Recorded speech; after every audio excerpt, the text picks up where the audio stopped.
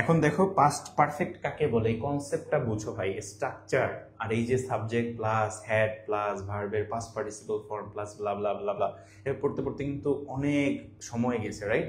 But তারপরেও ভুল করো, নন স্টপলি বুঝো না। আমি থাউজেন্ডস অফ স্টুডেন্টসকে আলহামদুলিল্লাহ অফলাইনেও পড়িয়েছি এবং আমি দেখেছি যে ভালো ভালো কলেজের স্টুডেন্টকে যখন আস্ক করি যে বলো তো তুমি পাস্ট পারফেক্ট কাকে বলে বা এই কনসেপ্টটা আসলে কি, এই পাস্ট পারফেক্ট দিয়ে কি বুঝো, বলতে পারে না।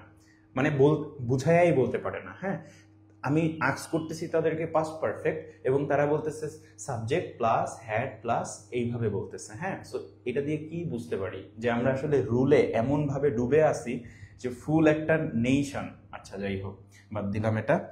সো এখানে দেখো তোমার he had reached the station before the train dash.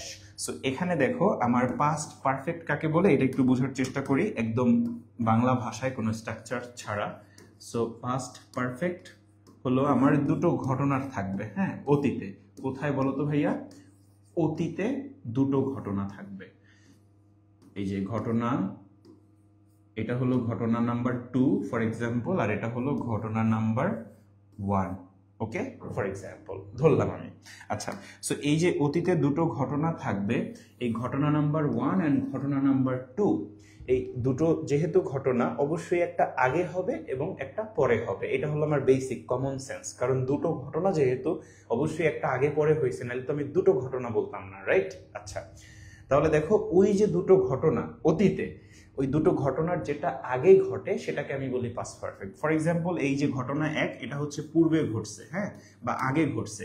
So যদি পূর্বে ঘটে এ হবে কি পাস্ট পারফেক্ট।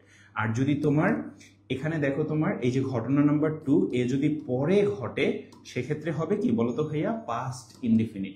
আবার এখন ভাইবো না যে ভাইয়া সবসময় কি পাস্ট পারফেক্ট আগে হবে আর পাস্ট পারফেক্ট পরে হবে? আই গেস তোমরা বুঝতে পারো, রাইট?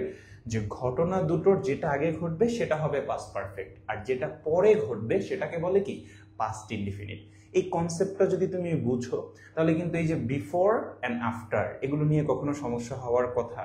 মানে আমি দেখি যে বড় বড় যারা মানে ম্যাথ, হায়ার ম্যাথ, তারপরে সায়েন্সের কঠিন কঠিন সাবজেক্টগুলো সহজভাবে পড়ে একদম ভালো রেজাল্ট করে, বুঝে, বাট এই সহজ সাধারণ জিনিসগুলো মানে এর থেকে সহজ আমি দেখি না যে ইংলিশের মতো সহজ কোনো সাবজেক্ট আছে।